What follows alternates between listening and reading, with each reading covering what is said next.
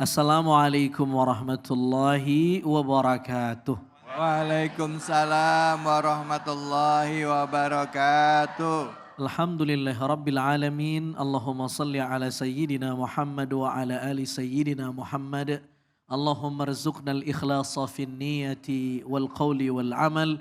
Walhamdulillahi rabbil alamin. Apa kabar ibu-ibu, sehat? Dengkul aman? Utang lunas, utang?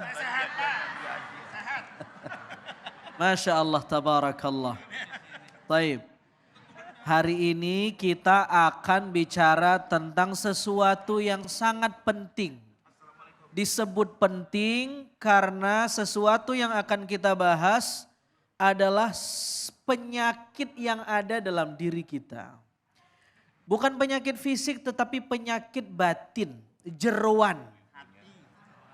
Setiap kita mungkin medical check up 3 bulan, 6 bulan, setahun sekali. Cek kolesterol, gula darah rutin, betul Bu? Tapi kadang-kadang kita lupa untuk mendeteksi penyakit jeroan kita. Penyakit apa itu? Pamer. Kalau kata anak Gen Z sekarang flexing. Butuh validasi. Pick me. Nenek-nenek paham kagak ini? Saya takut kagak paham buyar. Bu.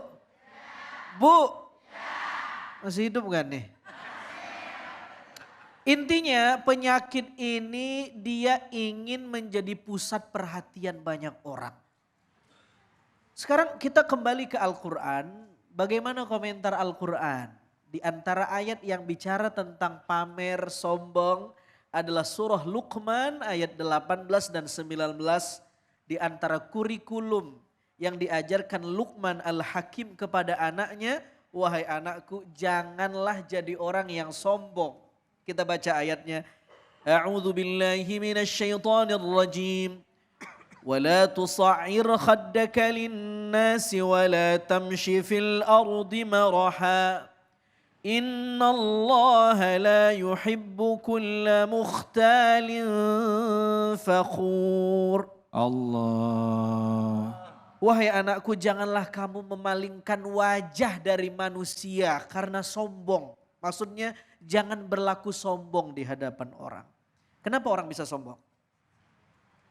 Kata Imam Al-Ghazali salah satunya ta'azzuz. Apa itu ta'azzuz?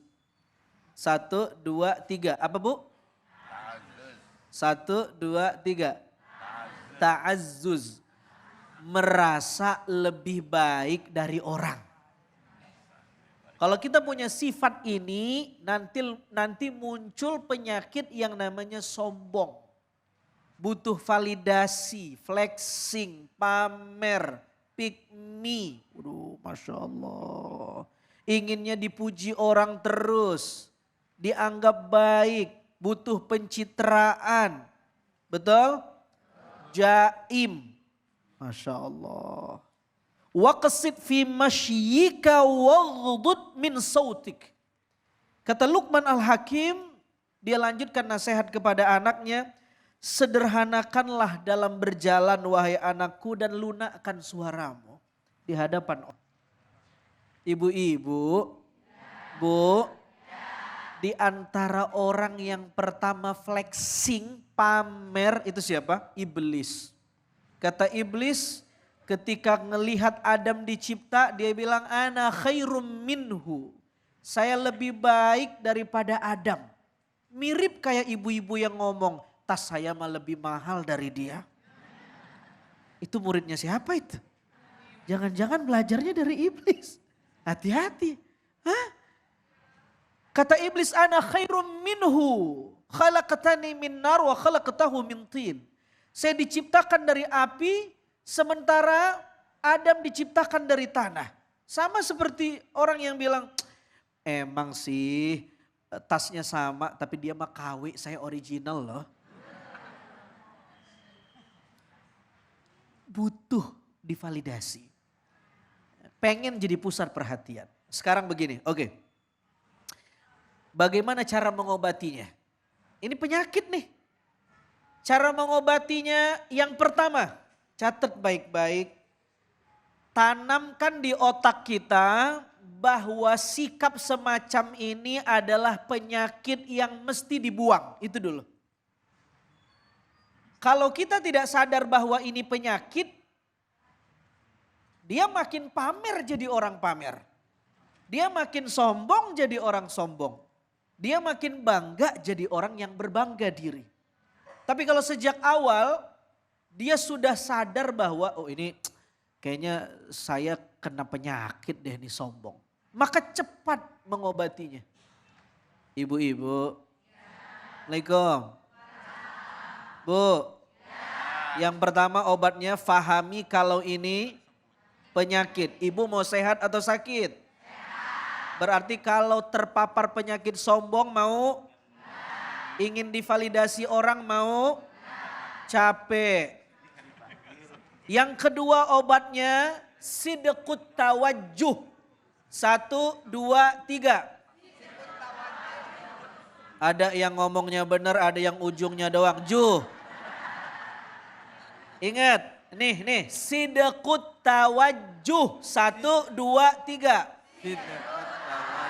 Apa arti sidqut tawajjuh?